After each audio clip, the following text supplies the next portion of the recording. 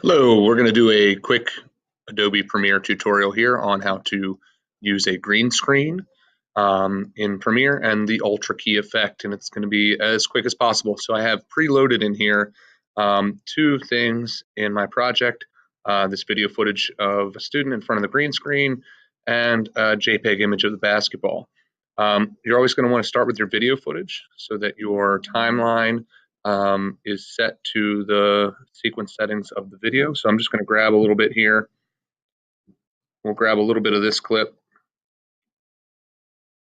set an in point with I and an out point, just a few seconds with O.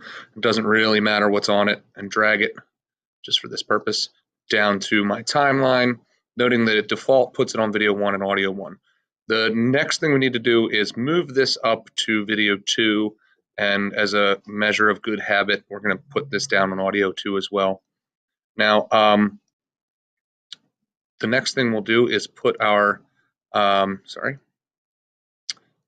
image on video 1. That's important because you want to take the green out of this 29 MTS video and show the image below it. All right, and I'm going to check this image by, if you can see there, I moused to the edge and dragged it over to make it longer.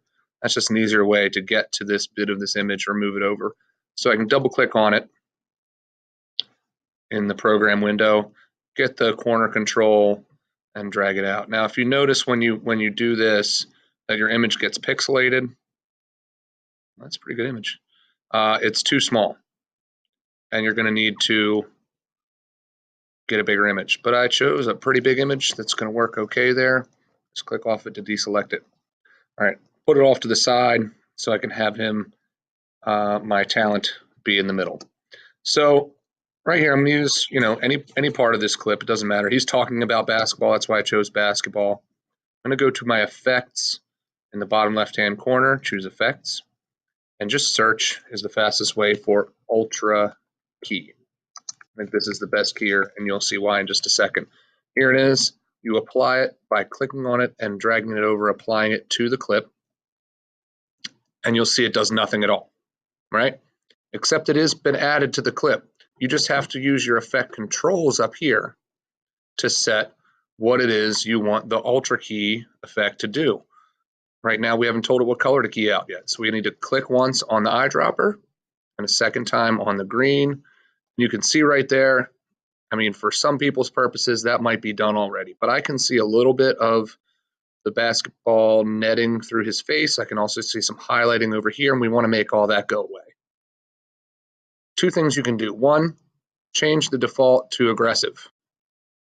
Much better already, right?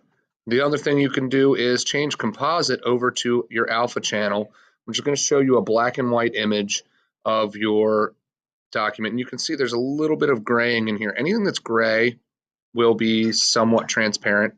Anything that's white will be, left in the image, and anything that's black will be keyed out. What I'm going to do is twirl down my matte generation, just raise my pedestal a little bit, and see what happens here. Well, that's all the way up. See, when you take it down, there's some different stuff there. All right, that's not making it happen. So maybe my shadow, if I raise that up, yeah, just a little bit of raising in the shadow. Looks like I got rid of that little gray line there. Ooh, I might have an extra bit there. There we go. It seems to be all out. Switch my alpha channel back to composite, and there we go. The best part about this is once you do it on one clip, if I go back to my project window and choose another section of this clip, like let's say there should be some parts like this that are a little further away. I'm going to set a new in point and a new out point.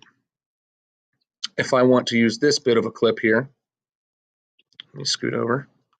I can take this clip just by selecting it, going to effect controls, go back to my first clip, this one. There's my Ultra Key. I can right click and copy it, go to my new clip, scroll down, right click and paste Boom, it goes right out. Now I'm gonna have to adjust it a little bit, but it should be somewhat close since my green screen was about the same. So I'll just see if I can raise up that pedestal. There, pedestal's working for me. Take out some more shadow. Oh, I don't want to lose him. Remember to put on my composite alpha channel. Now I've got this whole bit on the side that's not coming out. This silhouette looks good. This whole bit on the side where I didn't have a green screen at all, I'm gonna have to solve that with crop. So I'll go back to composite, go back to my effects, search for crop. There it is under transform. Drag it onto the clip. Also does nothing until you apply it. I'm gonna twirl this up. Here's my crop, and I want it to come out of the right side. So I'm just gonna mouse over this, click, hold, and drag to the right. And I'm not gonna take out his shoulder, but I'll get right up to it.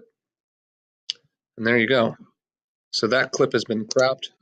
And we can see our friend Justin here getting better as a human being and a basketball player. Hope you enjoyed this tutorial and hope it fit for you.